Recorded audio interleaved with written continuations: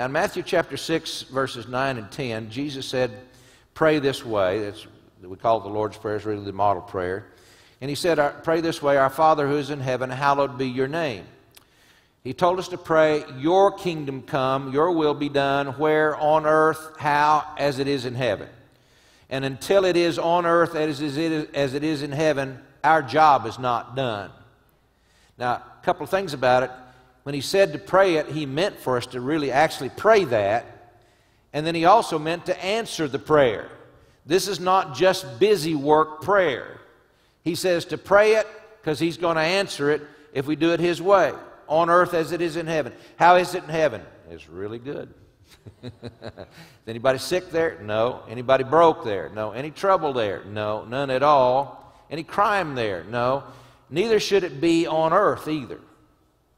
As we do what God says to do, we transform this world through God's power, and we see His kingdom come and His will be done on earth as it is in heaven. One of the things it says about His will is that He wills all to be saved and none perish.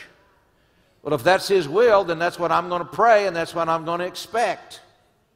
And that's why we say, thank you, Lord, that all of Oklahoma and all of the heartland are being saved, transformed, and reformed. Let's say that. Thank you, Lord, that all of Oklahoma and all of the heartland, and remember that's all 50 states and 24 nations, are being saved, transformed, and reformed. Well, that's God's will. So I'm confessing what He says. In Isaiah 9:7 it says there will be no end to the increase of His government or of peace. This does not say there's no end to God's kingdom or government, although that's implied. What it says is there's no end to the increase of His government. His government, His kingdom is always increasing. See, I believe that the kingdom came when the King came. And I believe that He is the King of kings and Lord of lords right now. Not just when He comes back. He is right now. And I believe that His kingdom has been advancing ever since. And I also believe that things have been getting better rather than worse. And I remember when I first heard Peter Wagner say that a few years ago, I thought, well, wait a minute, that doesn't line up with all the doom and gloom preaching that I've been hearing. You know, get me out of here quick, Jesus, for the worst comes. And then you begin to think about that. Now, wait a minute, that is factual, that is true, isn't it? Things are a whole lot better now than they used to be.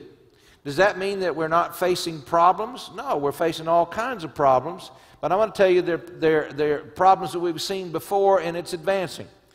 Now, I'm 66 years old, and I can remember back in the 50s. I know what it was like when I was growing up, and my life is a whole lot better now than it was back in the 50s. My life is better now than it was 10 years ago. If you think about it, society in general around the world is better than it was 50 years ago, 100 years ago, 200 years ago. Human rights is advanced. Are there big problems? Sure, there's problems, and our job's not done. But I want to tell you, it is getting better around the world, not worse. If you think things are worse now than they've ever been before, you don't read history. You don't understand history. You need to study it sometime. Things are a whole lot better than they used to be.